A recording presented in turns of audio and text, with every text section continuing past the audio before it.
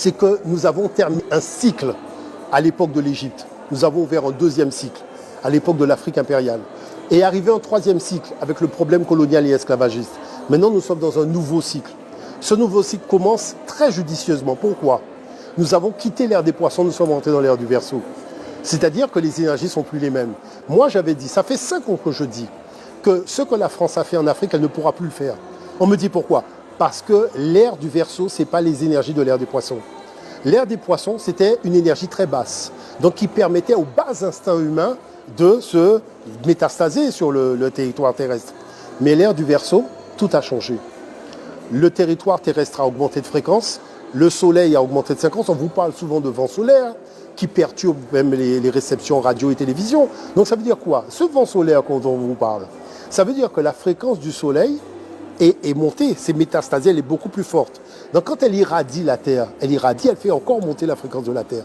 Donc qu'est-ce qui se passe ? Il se passe que le bas astral qui animait la Terre à l'époque de l'ère des poissons, où on est venu raconter aux Africains des sornettes et avec des armes, et finalement on s'est retrouvé contraint, là maintenant la donne elle a terminé. Maintenant l'enjeu c'est quoi ?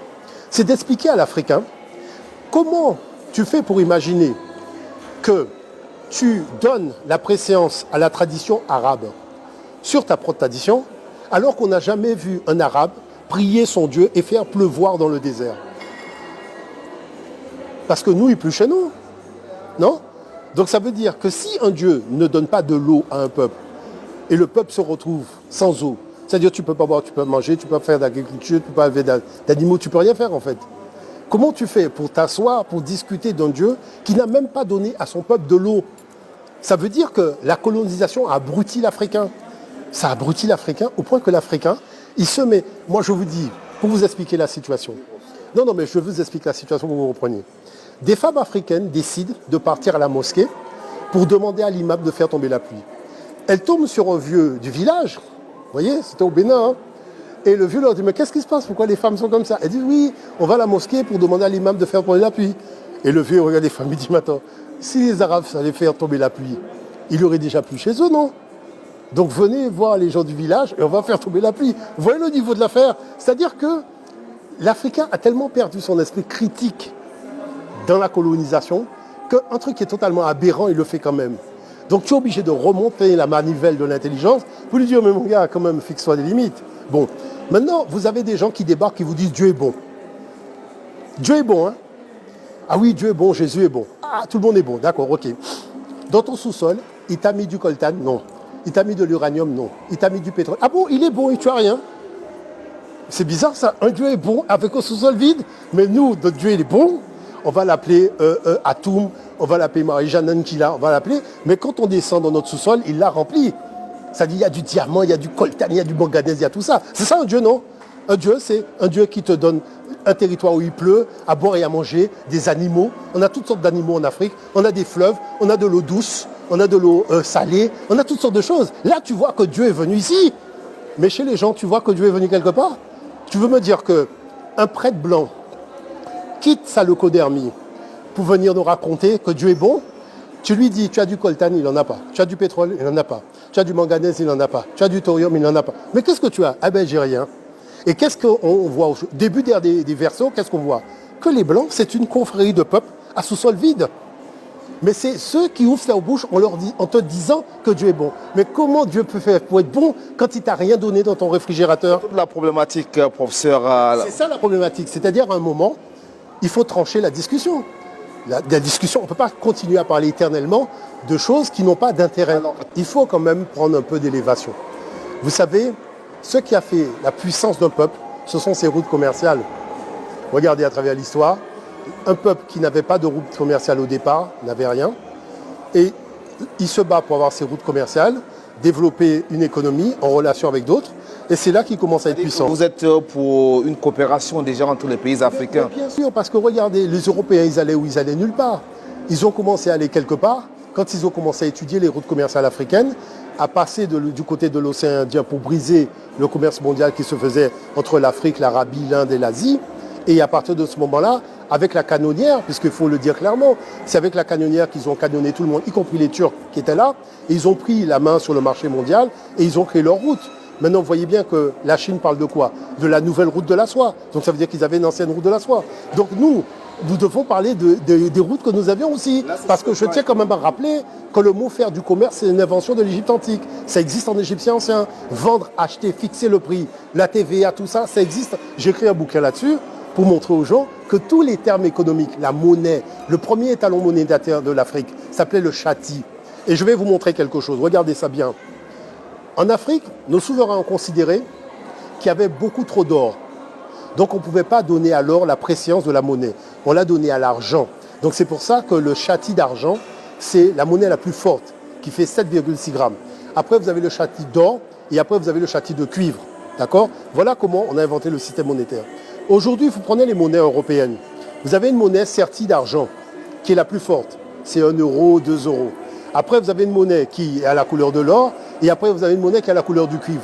Comment un occidental peut venir vous dire qu'il a inventé la monnaie? Il n'a pas d'argent dans son sous-sol, il n'a pas d'or dans son sous-sol, il n'a pas de cuivre dans son sous-sol, donc il n'a rien dans son sous-sol, il invente la monnaie. L'enjeu, et comprenez bien l'affaire. Moi, je suis venu au Cameroun il y a quelques années. J'ai pris des francs CFA. J'arrive au Togo, on me dit que mes francs CFA camerounais ne sont pas valables. Donc, ça veut dire que quoi? Écoutez, tout le monde parle d'échanges économiques. L'Europe a fait l'euro pour les échanges économiques, non? Comment ça se fait qu'entre le Cameroun et le Togo, je ne peux pas faire d'échanges économiques parce que tu as un individu qui a décidé de priver les deux pays de relations économiques pour créer des petits halos de relations. Il faut arrêter ça. Donc ça veut dire que quoi? Ça veut dire que moi qui suis panafricain, vous pensez que j'ai le temps de penser qu'il y a 2 zones francs CFA, machin? Moi, je dis, on va mettre un terme à cette affaire-là.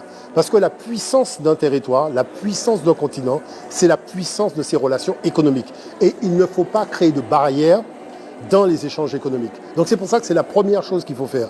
En 2, il ne faut pas avoir des denrées dont la matière première vient de l'extérieur. Vous avez vu l'affaire de l'Ukraine avec le blé. On s'est retrouvé bonbon. Parce que, tout simplement, moi, j'avais quand même monté avec donc, des gens en Côte d'Ivoire une usine de fabrication de farine à partir du manioc. C'est vrai que cette usine a été détruite quand il y a eu la Ligue des Champions entre Laurent Gbagbo et Ouattara, mais toujours est-il que nous avions notre usine qui fabriquait des tonnes de manioc. Donc l'enjeu, c'est de rebâtir cette usine-là.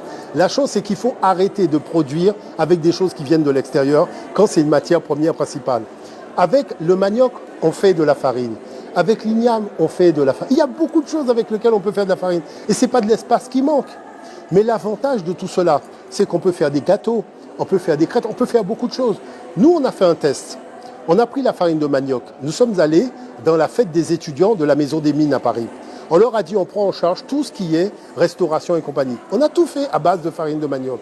Eh bien, les jeunes ne se sont même pas rendus compte que ce n'était pas la farine de blé.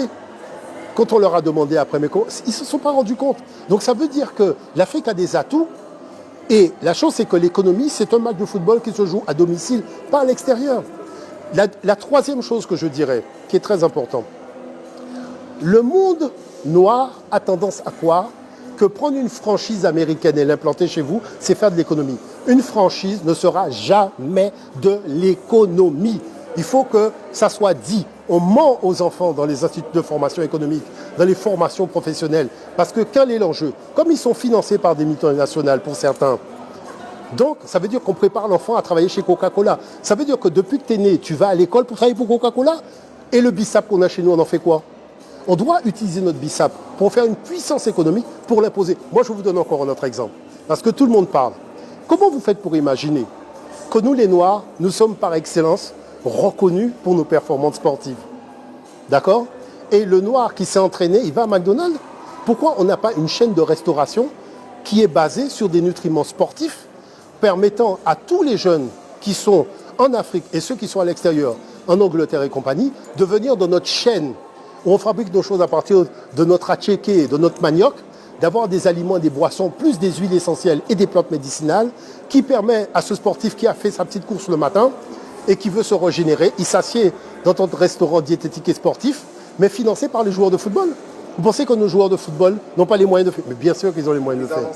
Donc disons à cette intelligence africaine qui existe, parce que ce n'est pas une utopie, agissons pour avoir une chaîne de restaurants mondiale destinée aux sportifs, en utilisant tout notre savoir-faire sur les plantes, les huiles, les jus et tout ça, de manière à faire en sorte que peu importe le sport fabriqué par la personne, Elle sait que quand elle veut se reposer, se régénérer, se faire masser, elle peut venir dans cette chaîne de restauration et tout cela existe. Parce que c'est bâti pour les sportifs. Et vous voyez le niveau de concept que ça représente, c'est une méga idée. La chose, c'est comment ça se fait que ce sont des choses évidentes, non? On joue au football. Regardez le nombre. On est en train de discuter de ballons d'or africains, de ballons d'or africains. Vous connaissez une usine qui fabrique un ballon de football en Afrique? Comment ça se fait qu'on joue au football avec un ballon qu'on ne maîtrise pas? Et les champions sont nous. On veut un ballon d'or. Moi, je ne veux pas de ballon d'or. Je veux un ballon en cuir fabriqué dans une usine africaine. Et tous ces ballons, on les vend, y compris en Guadeloupe, qui fait que quand je joue au football avec un ballon fabriqué en Afrique. L'économie, c'est ce que tu fais pour que l'argent puisse rentrer dans ta poche. L'objectif final, c'est ça. L'argent doit rentrer dans ta poche. Et cet argent doit être imprimé chez toi. Ce n'est pas un argent qui est imprimé à l'étranger et c'est un autre qui fixe le prix de la valeur de ton argent. D'accord? Il faut être sérieux à un moment. Donc c'est ça l'enjeu des nouvelles générations.